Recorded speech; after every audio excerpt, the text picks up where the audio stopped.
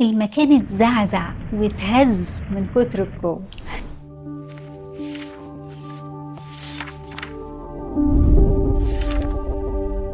اللي حصل في الإصحاح الرابع إنه لما بطرس ويوحنا عملوا المعجزة والناس اتلموا والناس ابتدت تؤمن بربنا يسوع، طبعا الشيطان لازم يهيج، وساعات يهيج من بره وساعات يهيج من جوه. طب مين اللي اجتمع المرة دي بقى عليهم؟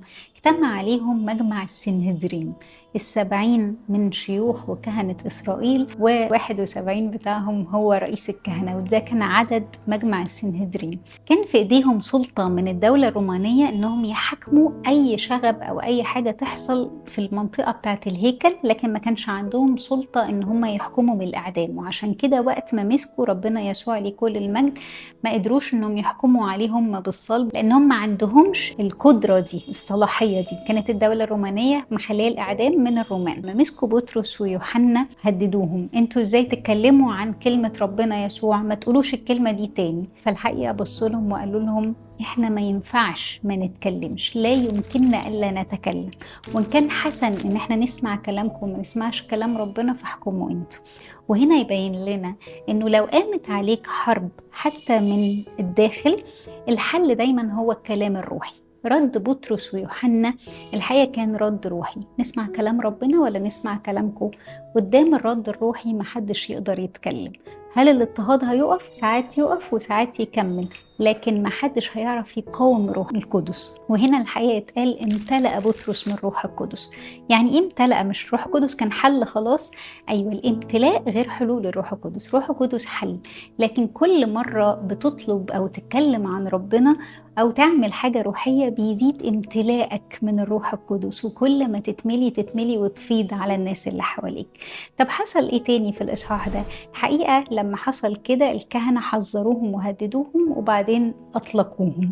رجعوا بقى للرسل والتلاميذ، ابتدوا يصلوا بنفس واحدة وقالوا له يا رب انظر لتهديداتهم وخلينا نفضل نتكلم عنك. ده طلب المسيحي دايما، ما يفضلش يطلب انتقام، لكن يقول له انت يا رب شايف الحق في تهديد هنا، طب وخلينا نفضل معاك، نفضل روحيين نتكلم كلام روحي. فامتلأوا كلهم من الروح القدس. ايه ده تاني؟ ايوه، ما هو ده الامتلاء الجميل. كل ما تطلب طلبات تبع ربنا وحسب قلب ربنا تمتلئ من الروح القدس وتفيض. وكمان لانهم كانوا بيصلوا بنفس واحدة تزعزع المكان، حصل زي زلزلة، قوة الروح القدس كانت شغالة وبتعمل. ويختم الإصحاح يبتدي كده سيرة واحد جميل قوي اسمه برنابا، ده خال ماري مرقس الرسول كاروس ديارنا المصرية. ابتدى يجي سيرته في الإصحاح ده. قال في الإصحاح إن الناس كلها كانت بتجيب الفلوس اللي عندها وتحطها عند أقدام الرسل. ده مكان الفلوس، عند الأقدام. اوعى تدي عطية في يوم أو صدقة في يوم أو تدي الكنيسة حاجة وتحس إنك ليك كلمة في الكنيسة أصلك بتدي فلوس. احذر، الفلوس تحت أقدام الرسل، والرسل نفسهم الحقيقة محتاجين يبصوا دايما إن الفلوس تحت رجليهم، لأنه ده مكان المال.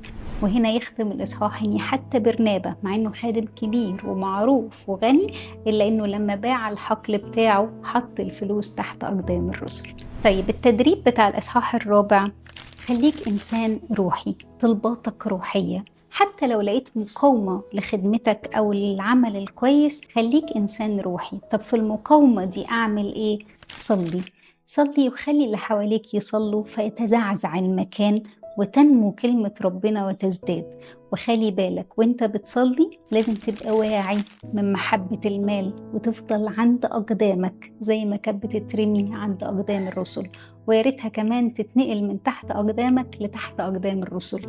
زود الصدقة وزود العطاء ودي تحت الرجلين، لأنه السماء أغلى بكتير قوي من الفلوس. ربنا يدينا نعمة وحكمة.